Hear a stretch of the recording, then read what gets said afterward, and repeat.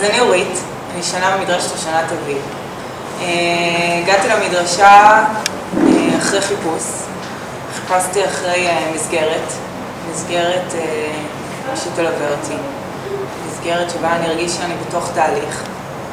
בהתחלה הגעתי לשיעורים בראש יהודי, ממש פה קרוב, והרגשתי שמשהו חסר לי. הרגשתי שאני צריכה יותר את החברה, יותר את החברותה למען האמת. את התחושה שיש אנשים שנמצאים באותו מקום שאני נמצאת בו, ששואלים את אותם שאלות שאני שואלת, גם אם לא עכשיו ברגע זה, אז לפניי או אחריי. ובאמת ככה התגלגלתי לפה, בשמחתי הרבה. ומדרשת השנת אביב עבורי זה בית שני. זה המקום שבו אפשר לשאול הכל, ואפשר לדון בהכל, ולכל שאלה יש תשובה.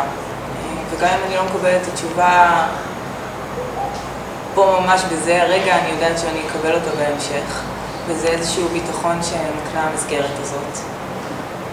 קצת על השיעורים שאנחנו עוברים פה, קצת קשה לי להצביע על רב כזה או אחר, כי כל שיעור יחטא לאדם שמעביר אותו. אם זה הרב אור שמלמד אותנו הלכות, וזה אף פעם לא מסתכם במה לעשות ומה לא לעשות, זה מקום מאוד רוחני שמאוד מחבר למשמעות של הדברים, מה עומד מאחוריהם. אם זה שיעורים על פרשת השבוע, שמתחילים במעין סיפורים כאלה שבהתחלה הם נורא סתומים ולא ברורים, ויוצא מהם אור גדול.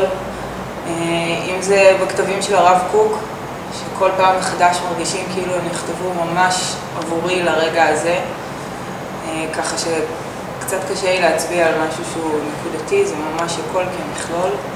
וכמובן המסגרת הזאת, המקום הזה לבוא ולהגיע ולהיפגש ולחוות, לפעמים גם בלי מילים, חוויה שהיא משותפת לכולם.